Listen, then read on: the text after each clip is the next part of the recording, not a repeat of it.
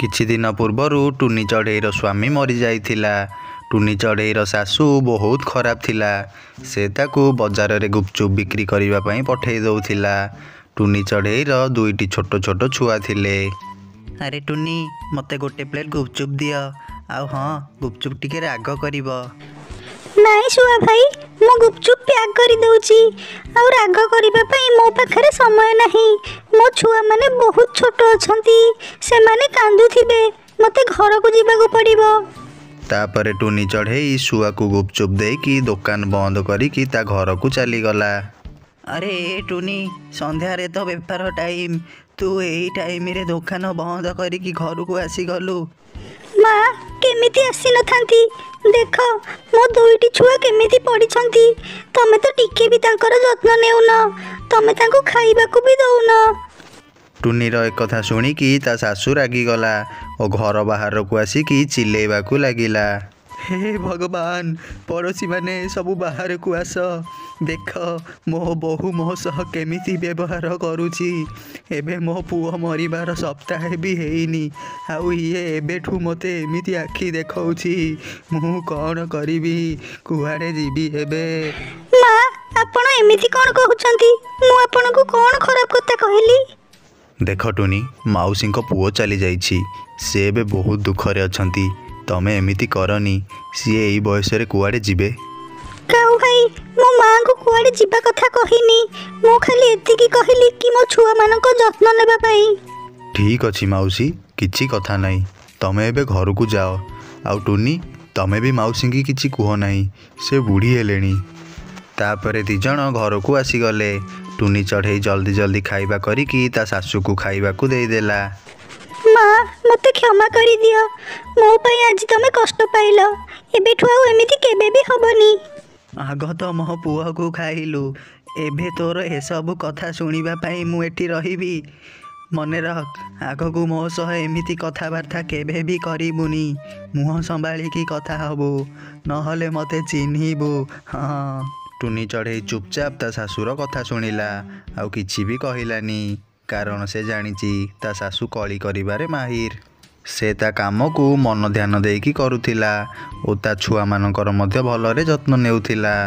ସେପଟ ଜଙ୍ଗଲରେ ଟୁନି ଚଢ଼େଇର ନଣନ୍ଦ ରହୁଥିଲା। ଟୁନିର ଶାଶୁ ତାକୁ ଲୁଚେଇ ଲୁଚେଇକି ଟଙ୍କା ଦେଉଥିଲା। ଏଇ ନେ ଝିଅ, ପୁରା 2000 ଟଙ୍କା ଅଛି। ସେ ପୋଡ଼ାମୁହିଁ ସନ୍ଧ୍ୟାରେ ଜଲ୍ଦି ପଳେଇ ଆସୁଛି, ନହେଲେ ତ ଆହୁରି ଅଧିକା ଟଙ୍କା ହୁଅନ୍ତା। ହଁ ମା, ଗୁପଚୁପ୍ ତ ରାତି 10ଟା ଯାଏଁ ବେପାର ଚାଲେ। ଆଉ ଏତେ ଜଲ୍ଦି ସେ କ'ଣ ପାଇଁ ଆସୁଛି? ତମେ ତାକୁ କିଛି କହୁନ କ'ଣ ପାଇଁ? ମୁଁ ତ ତାକୁ ସବୁବେଳେ କହୁଛି, ହେଲେ ସେ ମୋ କଥା ଶୁଣୁଛି କେଉଁଠି? ସେ ତା ଛୁଆମାନଙ୍କ ଯତ୍ନ ନେବା ପାଇଁ ଆସିଯାଉଛି। ତୁ ତ ଜାଣିଛୁ, ମୁଁ ଏସବୁ କାମ କରିପାରିବିନି। ମା, ସେ ଦୋକାନୀବାଲାର 10,000 ଟଙ୍କା ବାକି ହେଇଗଲାଣି। ତମ ଜ୍ୱାଇଁ ପୁଅ ତ ବହୁତ ମଦ ପିଉଛନ୍ତି। ହ୍ୟାଲୋ ଝିଅ, 10,000 ଟଙ୍କା ଯୋଗାଡ଼ କରିବା ପାଇଁ ଟିକେ ସମୟ ଲାଗିବ। ହେଲେ ତୁ ଚିନ୍ତା କରେନି, ମୁଁ କିଛି ବ୍ୟବସ୍ଥା କରୁଛି।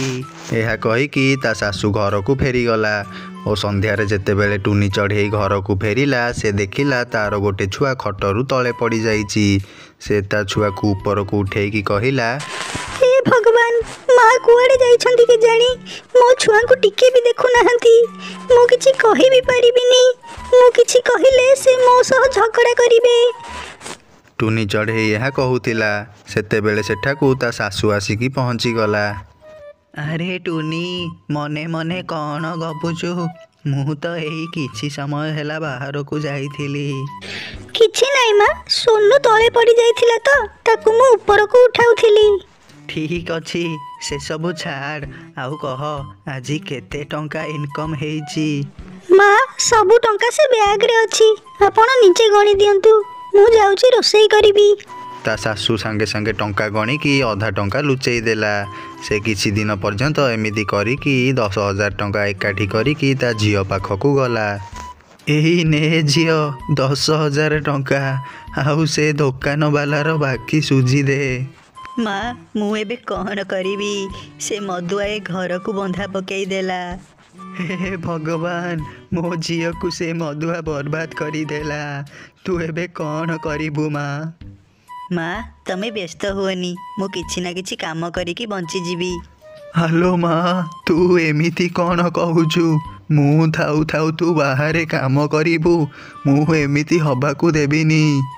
ହେଲେ ମା ଏ ଘର ତ ବନ୍ଧା ପଡ଼ିଛି, ସମୟ ପୁରା ହେଇଗଲେ ସେମାନେ ଏ ଘରକୁ କବ୍ଜା କରିନେବେ, ତାପରେ ମୁଁ କ'ଣ କରିବି? ଠିକ୍ ଅଛି ଝିଅ, କେତେ ଟଙ୍କା ମୋତେ ଜଲ୍ଦି କହ। ମା ପୁରା 2 ଲକ୍ଷ ଟଙ୍କା। ତମେ 2 ଲକ୍ଷ ଟଙ୍କା କୋଉଠୁ ଆଣିବ? ତୁ ଚିନ୍ତା କରେନି ଝିଅ, ମୁଁ କିଛି ବ୍ୟବସ୍ଥା କରୁଛି। ଏହା କହିକି ସେ ତା ଘରକୁ ଚାଲିଗଲା। ଆଉ ଟୁନି ଚଢ଼େଇକୁ କହିଲା, ଆରେ ଟୁନି, ମୋତେ ଅର୍ଜେଣ୍ଟ 2 ଲକ୍ଷ ଟଙ୍କା ଦରକାର। ତୁ ତ କାମ କରୁଛୁ, କାହାଠୁ ଗୋଟେ ଉଧାର ଆଣିକି ମୋତେ ଦେ। ହେଲେ ମା, ଏତେ ଗୁଡ଼ାଏ ଟଙ୍କା ତମେ କ'ଣ କରିବ? ଦେଖ ଟୁନି, ମୋ ସହ ଯୁକ୍ତି କରେନା, ମୋତେ ଜଲ୍ଦି ଟଙ୍କା ଆଣିକି ଦେ। ମା, ଏତେ ଗୁଡ଼ାଏ ଟଙ୍କା ମୋତେ ଏବେ କିଏ ଦେବ? ଆପଣ କୁହନ୍ତୁ ଆଗ, ଆପଣ କ'ଣ କାମ ଅଛି? ମୋତେ ଏତେ କଥା ପଚାରେନି, ପଇସା ଦବୁ ଯଦି ଦେ, ନହେଲେ ମୁଁ ଏ ଘରକୁ ବିକ୍ରି କରିଦେବି, ଆଉ ସବୁ ପଇସା ନେଇଯିବି।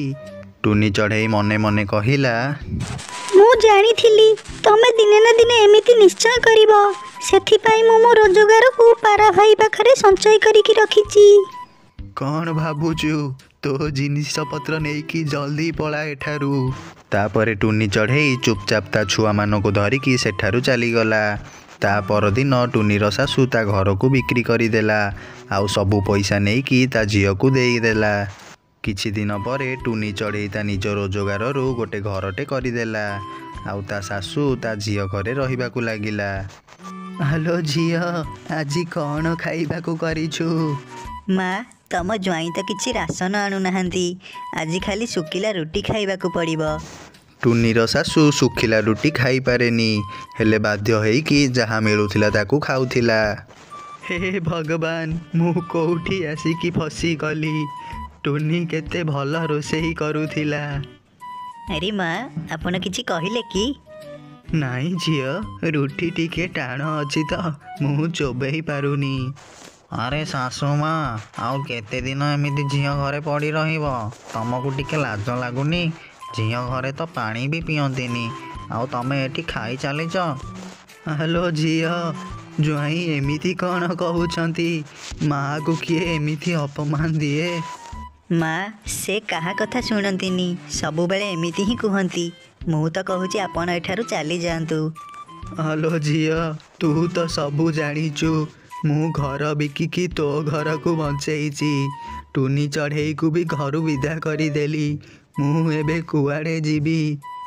ମା ମୁଁ ତମକୁ ଆଗୁଆ କହିଦେଉଛି, ମୋ ସ୍ୱାମୀ ବହୁତ ଖରାପ, କେଉଁଦିନ ତମକୁ ଧକ୍କା ମାରିକି ଘରୁ ବାହାର କରିଦେବେ, ସେତେବେଳେ ମୋତେ ଆଉ କିଛି କହିବନି। ତାପରେ ଟୁନିର ଶାଶୁ ତା ବ୍ୟାଗ୍ ପତ୍ର ନେଇକି ସେଠାରୁ ଚାଲିଗଲା। ସେ ଯାଇକି ତା ଘରକୁ ଦେଖିକି କାନ୍ଦିବାକୁ ଲାଗିଲା। ହେ ଭଗବାନ, ମୁଁ ଏ ନିଷ୍ଠୁର ଝିଅ ପାଇଁ ମୋ ନିଜ ଘରକୁ ବିକ୍ରି କରିଦେଲି, ଆଉ ମୋ ଲକ୍ଷ୍ମୀ ଭଳି ବୋହୂକୁ ତଡ଼ିଦେଲି। ମୁଁ ଏବେ କୋଉଠି ରହିବି? ଏସବୁ କଥାକୁ ପାରା ଶୁଣୁଥିଲା।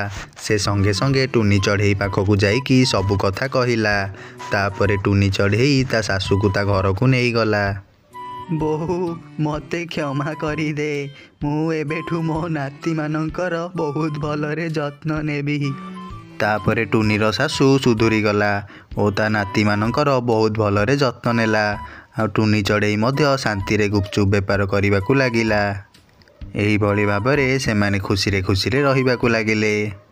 ତ ସାଙ୍ଗମାନେ, କେମିତି ଲାଗିଲା ଏ କାହାଣୀ?